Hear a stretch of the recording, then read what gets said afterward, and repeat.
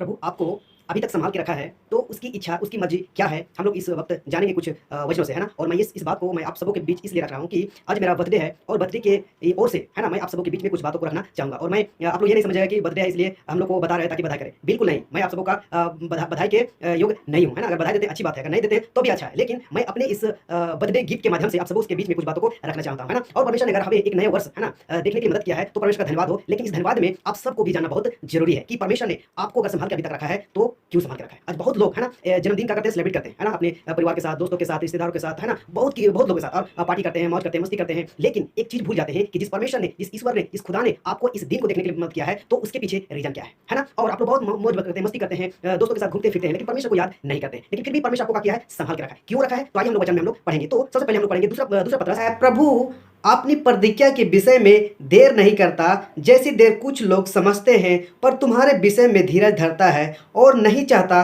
कि कोई नाश हो, वरन यह कि सबको मन फिराव का अवसर मिले। देखिए, आपका हर एक साल जन्मदिन आता है ना? सेलिब्रेट करते हैं और खुशी मनाते हैं, आनंद मनाते हैं, केक काटते हैं, पार्टी करते हैं, मौज मस्ती करते हैं, है ना? लेकिन कभी आपने सोचा है कि इस एक साल फिर से परमेश्वर ने मौका दिया है, तो हम किसको धन्यवाद दें, हम किसको जाने, किसको बड़ाई करें, है ना? भूल जाते हैं, है ना? बहुत लोग भूल जाते हैं। लेकिन इस वचन के अनुसार परमेश्वर आपसे कहना चाहता है कि अगर आपको मौका दिया है, तो क्या कर रहा है परमेश्वर? आपके प्रति धीरज धर रहा है। इसलिए धीरज धर रहा है कि आप नष्ट ना हो, बर्बाद ना हो, बल्कि आप मन को फिराए, है ना? पापों के प्रति, है ना? पापों के प्रति मन फिराए और क्या करे?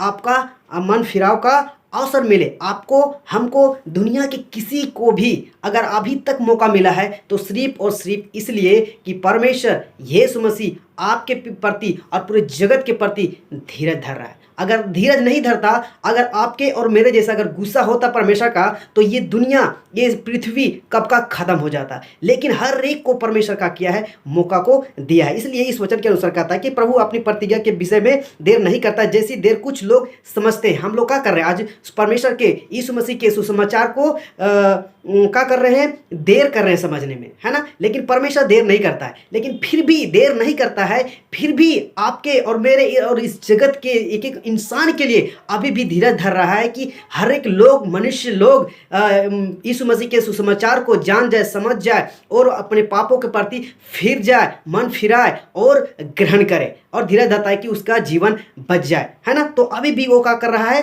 धीरज धर रहा है। एक बात हम लोग देखें और एक बात हम लोग देखेंगे। तुम वस्तु को जानते हो जो उसे अभी रोक रहा है कि वह अपने ही समय में प्रकट हो, क्योंकि अधर्म का भेद अभी भी कार्य करता जाता है, पर अभी भी एक रोकने वाला है और जब तक वह दूर ना हो जाए वह रोके रहेगा।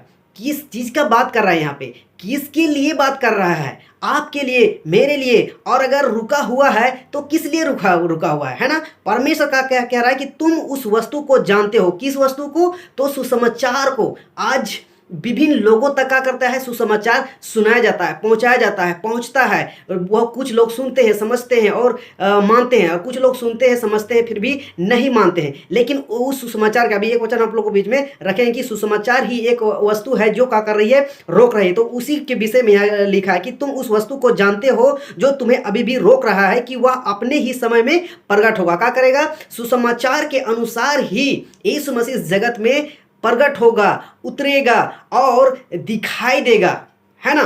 तो आपको, हमको संभाला है तो एक ही वजह से कि सुसमाचार, उसका काम अभी पूरा, उसका सुसमाचार का काम पूरा नहीं हुआ है। साथ कहता है क्योंकि अधर्म का भेद अभी कार्य करता जाता है, पर अभी भी एक रोकने वाला है और जब तक वह दूर ना हो जाए वह रोके रहेगा। अधर्म का भेद अभी भी कार्य कर रहा है। मतलब आज इस दुनिया में पाप, गुनाह, बुराई का कमी नहीं है। आज भयंकर पाप कर रहा है, पाप हो रहा है, भयंकर बुराई हो रहा है, भयंकर अधर्म बढ़ रहा है। लेकिन फिर भी अभी भी दुनिया अभी सही सलामत बचा हुआ है। और लोग इसी में समझते हैं कि अरे इतना पाप हो रहा है, हम खुद कर रहे हैं, लेकिन अभी भी परमेश्वर, हम अभी भी हम जीवित हैं। तो ये स्वर्ग नरक सुसमाचार, है ना, मन फिराव, अनंत जीवन, ये कुछ नहीं है। लोग सोचते हैं ऐसा, है ना? लेकिन आपको, हमको इस बात को क्या करना होगा? समझना होगा कि यीशु मसीह क्या कर रहा है? धीरज धर रहा है। क्यों धीरज धर रहा है? कि एक एक लोग तक सुसमाचार पहुंचे और लोग फिरे और उसका उद्धार हो जाए। तो कहता है कि अधर्म का भेद अभी भी करता जाता है, पर अभी भी रोकने वाला है, और जब तक वह दूर ना हो जाए तब तक क्या करेगा, हो जाए वह रोके रहेगा। यानी सुसमाचार का काम पूरा पृथ्वी पर पूरा हो जाएगा तो क्या हो जाएगा, कह सकते हैं दूर हो गया, है ना, दूर हो गया, और फिर क्या हो जाएगा, यीशु मसीह निकट हो जाएगा, मतलब आ जाएगा। आइए एक वचन को हम लोग देखेंगे कि कहाँ कौन सी वस्तु यीशु मसीह को क्या कर रही है, रोक रही है। तो हम लोग पढ़ेंगे मत्ती का पुस्तक 24 अध्याय को हम लोग देखेंगे कि कौन सा वस्तु है ना। मत्ती का पुस्तक 24 अध्याय वचन 14 कहता है कि और राज्य का यह सुसमाचार सारे जगत में प्रचार किया जाएगा कि सब जातियों पर गवाही हो, तब अंत आ जाएगा, है ना। आप समझ में आया ना कि क्यों रुका हुआ है, कौन वस्तु रोक रहा है। तो एक ही रोक रहा है, सुसमाचार, है ना। इस सुसमाचार के चलते आज पूरी जगत में एक एक गांव टोले पाड़ा में अभी सुसमाचार नहीं पहुंचा है, एक एक इंसान तक सुसमाचार नहीं पहुंचा है। जिस दिन ये सुसमाचार पहुंच जाएगा उसी दिन यीशु मसीह का आगमन निकट आ जाएगा और प्रभु आएगा अपने लोगों को लेने के लिए। तो यहां कहता है राज्य का यह सुसमाचार सारे जगत में प्रचार किया जाएगा कि सब जातियों पर गवाही हो, तब अंत आ जाएगा। तो आज लोग बर्थडे सेलिब्रेट करते हैं, एनिवर्सरी डे सेलिब्रेट करते हैं, और विभिन्न चीज को, है ना, क्या करते हैं, आए दिन हर एक दिन पार्टी मस्ती मौज, है ना, घूमना फिरना, बहुत सारी बातों को करना है। लेकिन यहाँ परमेश्वर कहता है कि सब जातियों पर गवाही हो, है ना। अभी तक अंत नहीं हुआ इस पृथ्वी पे ना, तो इसलिए नहीं अंत हुआ है कि एक एक इंसान तक परमेश्वर का, यीशु मसीह का सुसमाचार नहीं पहुंचा है ना। जिस दिन पहुंच जाएगा हम नहीं इंतजार करेगा, यीशु मसीह आपको हमको इंतजार नहीं करेगा कि किसका उद्धार हुआ है। आपको अभी अगर इस वक्त पहुंच रहा है सुसमाचार ना,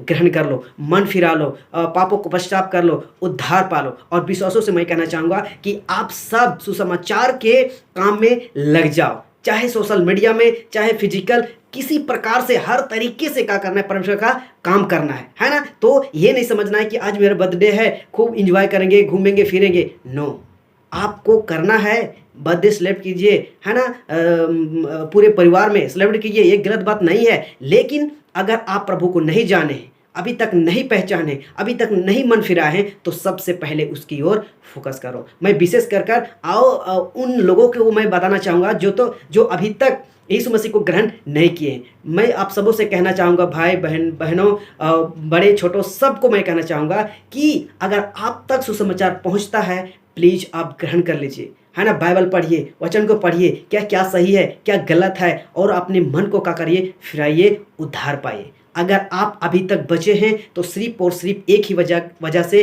कि जगत में सुसमाचार का काम पूरा नहीं हुआ है। जिस दिन पूरा हो जाएगा, आपका बर्थडे सेलिब्रेट वहीं ख़त्म हो जाएगा, आपका शादी सालगिरह वहीं ख़त्म हो जाएगा, और विभिन्न प्रकार का आप सेलिब्रेट करते हो ना, वही खत्म हो जाएगा, धरे का धरे रह जाएगा, और आप चुक जाओगे अनंत जीवन से। तो मेरी एक सलाह है, आप सब इस बात को ध्यान दें, गौर करें, और इस बात की ओर फोकस करें, और यीशु मसीह को ग्रहण कर लें।